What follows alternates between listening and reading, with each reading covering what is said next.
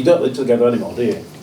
No, not anymore. Crispy, what was it like living together with this guy? It was a bit of a nightmare, to be honest. He'd eat my food, he'd wear my clothes. I remember one time I went out for dinner with another friend that came home and he was asleep in my bed, so it was an absolute nightmare. That's false. I was saying by mistake, or you got in his bed by mistake, or what? I don't know, mate, yeah.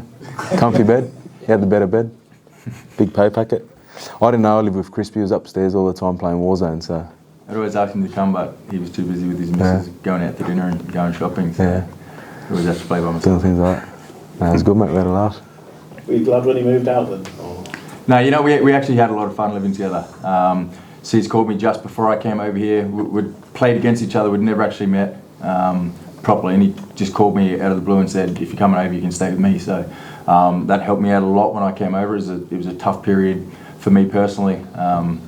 And Cez helped me out a lot, and we ended up living together for probably a year and a half, and no, it was really good. Helped me settle in a lot. I don't think I'd still be here. I don't think I would have made it here as long if I didn't have Cez to live with. Cheers, man. Yeah, of course.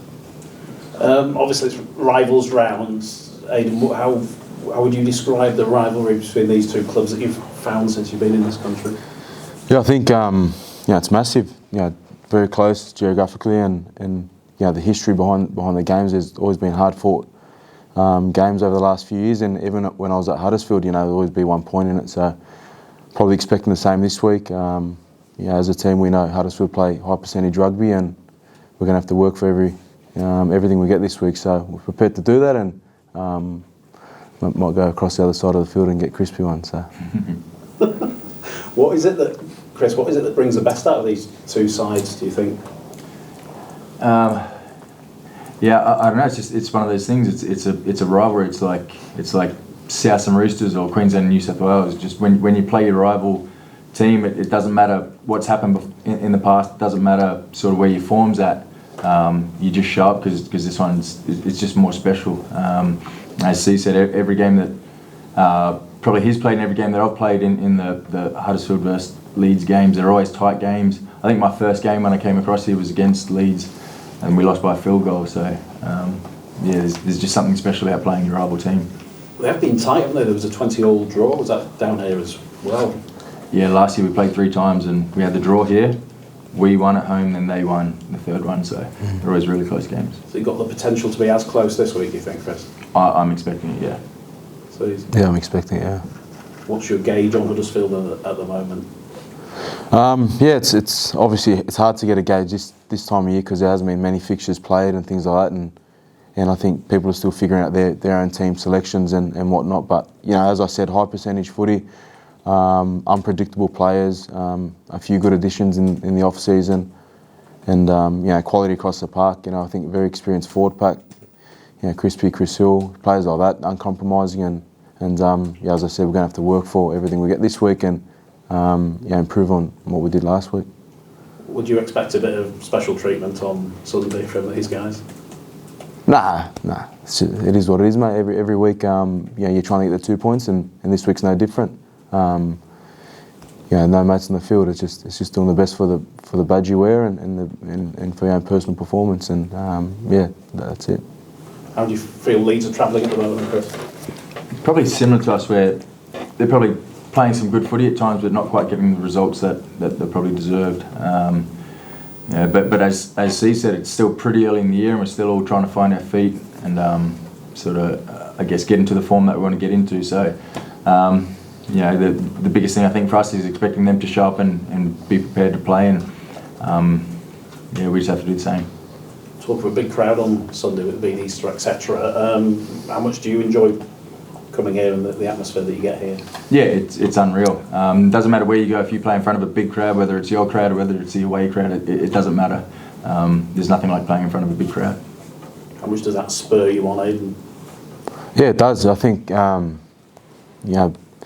being a Leeds player and running out to the South Stand and the occasion that it always is, playing at Headingley, it's awesome, and you always want to put in a good stint for the fans that turn up each week, and it's one of the best atmospheres in rugby league in the world, to be honest. Played a while back in the NRL And being a Leeds player now, it's always special, and it's definitely a special stadium. Big could this result then be for the respective sides?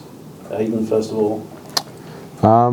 2 points is always important, mate. We just want to, perform well, play well as a team and a collective, and get the 2 points, and then we'll move on to next week. I think it's still very early on in the piece, and we want to build that consistency and hopefully get back-to-back wins going. I think we haven't been too far away, but we definitely need to put together a collective 80-minute performance and start playing well. What would it mean to your group, Chris? Yeah, it's the same. We obviously had a good win on the weekend, but it's about building some momentum and just starting to build into the season and just building some confidence. This time of year it's really important just to string a couple of wins together and get confidence. So, just makes going out there a bit easier each week. Just a quick one from me. JD asked how you thought the respective teams were doing. How do you think of individuals and everyone's doing? You've been critiquing the performance. How's Chris been going? Yeah. He's been going good. He's consistent. I've always respected Crispy, not just because he's sitting here, but he's played at the highest level of the game, playing Origin, winning premierships, and I think the last couple of years, he's come into his own again, and being one of the best forwards in the comp, and it's good to see him going well. When I watched Huddersfield, I watched Crispy closely just because the relationship we have, and it's always good to see him play well, and he always gets across the line. So hopefully, we can stop him this week. I hope not. Other way. To be fair, I haven't had a Warzone chance to watch Leeds play. I just play Warzone when the games come on. But I haven't had much of a chance. But I know how Sezer plays. He's always competitive. He's one of the most competitive players I've ever played with. So it doesn't matter what's going on. He's always going to be there. He's always going to be ripping in. So I expect no different this week. Who's better at Warzone? McQueen. Really? It's very helpful. He's always on it. I play more. Is the thing. Are you competitive though? Was that how were you competitive when you were living together? No, but we played together, so we'd always be on the same team. But I think we are competitive, but never We're against each other competitive. always. So what it was, I would sit downstairs and play me Warzone. He'd be upstairs, and we'd just see each other swearing and that. it was good fun. It was good fun. No, I have fallouts with my friends. No, we never had fallouts. I think every time we used to have disagreements, we just would not talk to each other. Like it would go a bit quiet, and then we sort of knew.